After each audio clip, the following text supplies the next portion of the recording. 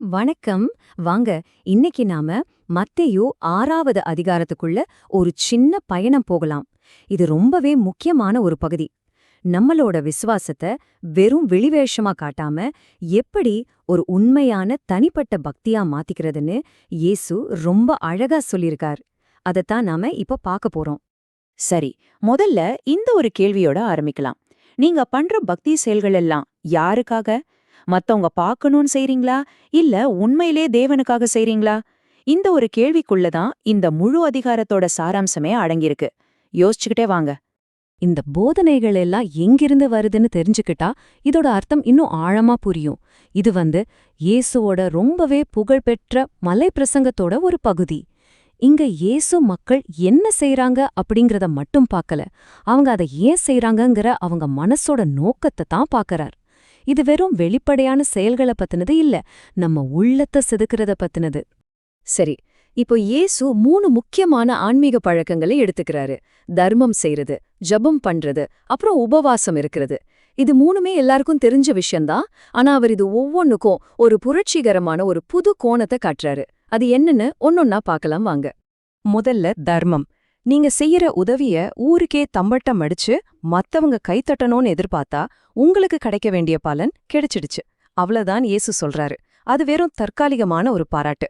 ஆனா உங்க வலது கை குடுக்கறது இடது கைக்கு கூட தெரியாம நீங்க ரகசியமா செய்றீங்க பாத்தீங்களா? அதுக்கு தான் நிஜமான மதிப்பு இருக்கு. அது உங்களுக்கும் தேவனுக்கும் நடுவுல இருக்கிற ஒரு அழகான ரகசியம். அடுத்தது ஜெபம்.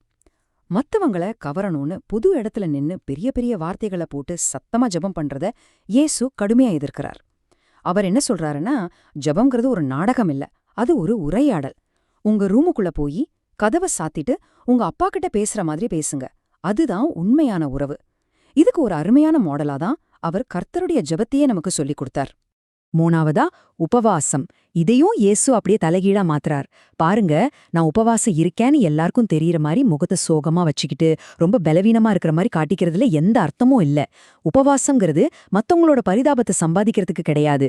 அது உங்க ஆவிய பலப்படுத்திக்கவும் கடவுள் கூட இன்னும் நெருக்கமா போறதுக்குமான ஒரு தனிப்பட்ட விஷயம். அதனால நீங்க உபவாசமா இருக்கும்போது வெளியில சந்தோஷமா இயல்பா இருங்கன்னு சொல்றார். ஓகே, இப்ப நாம பார்த்த இந்த 3 விஷயங்களுக்கு பின்னாடி இது எல்லாத்தையும் இணைக்கிற ஒரு பொதுவான கொள்கை இருக்கு, ஒரு மைய புள்ளி. அது என்னன்னு தெரியுமா? நம்மளோட இதயம். நம்மளோட முழு கவனமும் எதை நோக்கி இருக்குங்கிறது தான். வாங்க, இத பத்தி இன்னும் ஆழமா பார்க்கலாம். இங்கதான் ஒரு முக்கியமான முடிவெடுக்க வேண்டிய கட்டாயம் வருது. இயேசு ரொம்ப தெளிவா சொல்றார், உங்களால ஒரே நேரத்துல கடவுளுக்கும் பணத்துக்கும் சேவை செய்ய முடியாது. நீங்க எதை முக்கியமா நினைக்கிறீங்க? இந்த உலகத்துல இருக்கிற சொத்து இன்னைக்கு இருக்கும், நாளைக்கு காணாம போயிடும். ஆனா அன்பு, கருணை, நம்பிக்கை மாதிரியான பரலோக புதையல்கள் என்னைக்கும் அழியாது. சோ நீங்க எதை தேர்ந்தெடுக்க போறீங்க? இந்த ஒரு வசனம், உங்கள் புதையல் எங்கே இருக்கிறதோ அங்கே உங்கள் இதயமும் இருக்கும். இது சும்மா ஒரு வரி இல்ல, நம்மள நாமளே செக் பண்ணிக்கிற ஒரு சக்தி வாய்ந்த டூல் இது. ஒரு நிமிஷம் யோசிச்சு பாருங்க. உங்க நேரம், உங்க சக்தி, உங்க பணம், இதையெல்லாம் நீங்க எதுல அதிகமா செலவு செய்றீங்களோ அதுதான் உங்க புதையல். அங்கதான் உங்க உண்மையான இதயமும் தங்கியிருக்கு. நம்மளோட புதையல் பரலோகத்துல இருக்கும்போது இந்த உலகத்துல நடக்கிற சின்ன சின்ன விஷயங்களை பத்தின கவலை தானாவே குறைஞ்சிடும் இல்லையா? இதுதான் இந்த அதிகாரத்தோட ரொம்பவே ஆறுதலான ஒரு பகுதிக்கு நம்மள கூட்டிட்டு போகுது. கவலைப்படாதீங்கன்னு இயேசு சொல்றது மட்டும் இல்ல, ஏன் கவலைப்படக்கூடாதுன்னு ரொம்ப அழகான காரணங்களையும் சொல்றார். பாருங்க, எவ்ளோ அழகான சிம்பிளான உதாரணங்கள். ஆகாயத்துல பறக்கிற பறவைகளை பாருங்க, அதுக்கு தேவன் சாப்பாடு கொடுக்கறாரு. வயல்ல பூத்திருக்கிற பூக்களை பாருங்க, அதுக்கு அழகா உடை கொடுக்கறாரு.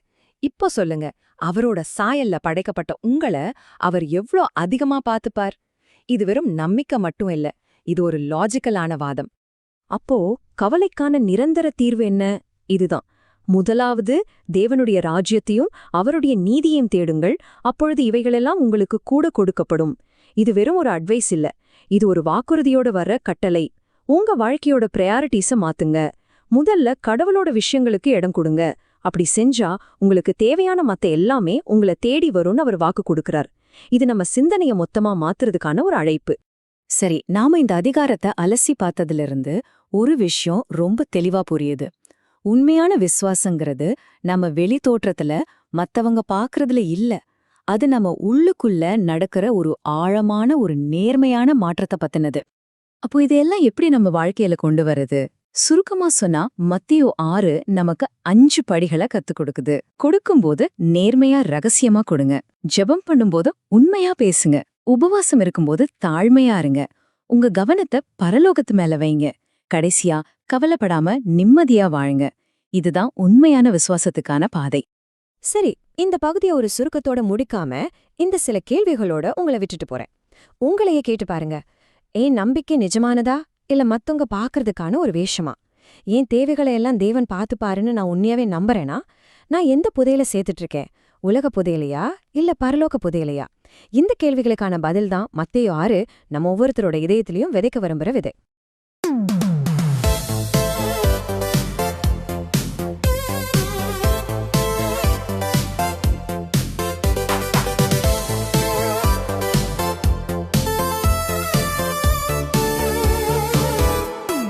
முதலில் ராஜ்யம் தேடு, முதலில் தேவன் நேசம் சேர், பயம் எல்லாம் தூரம் போகும், நம்பிக்கை உள்ளம் சேரும்.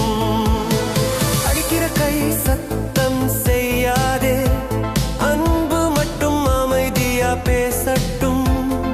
வலது கை கொடுத்ததை இடது கை கூட அறியாதே. மனசுக்குள்ள தேவன் பார்க்கிறார், மறைவான பாதை ஆசீர்வதிக்கிறார். புகழ் வேண்டாம், பாராட்டு வேண்டாம், அவர் பார்வை போதும் எனக்கே.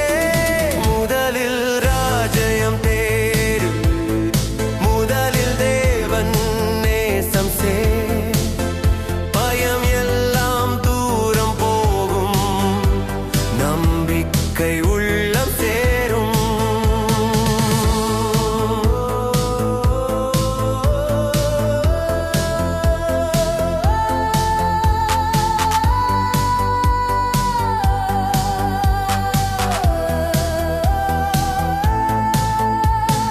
ஜெபம் ஒரு காட்சி அல்ல, அது ஒரு அன்பு உரையாடல். கதவு மூடி அமைதியா பேசு, அப்பா கேட்கிறார் உன் குரல். எங்கள் பிதாவை என்று தொடங்கு, நாளைக்கு தேவையை அவரிடம் கொடு. மன்னிப்பு கேள், மன்னிக்கவும் செய், இதயம் சுத்தமாகட்டும். பறவைகள் பார்த்தாயா, அவரே உணவு தருகிறார். மலர்கள் பார்த்தாயா, அவரே அழகு தருகிறார். அப்படியானால் நீ ஏன் கவலை, அவர் உன்னை விடமாட்டார். இன்று வாழு, இன்று நம்பு, நாளை அவரிடம் விட்டு விடு. பொருள் எல்லாம் இங்கு மாறும், பரலோகம் மட்டும் நிலைக்கும். பணம் உன்னை ஆள விடாதே, தேவன் மட்டும் ராஜாவாகட்டும். உன் பொக்கிஷம் எங்கே இருக்கிறது, உன் இதயம் அங்கேயே இருக்கும். நிலையான வாழ்க்கை வேண்டுமா, ராஜத்தத்தை முதலில்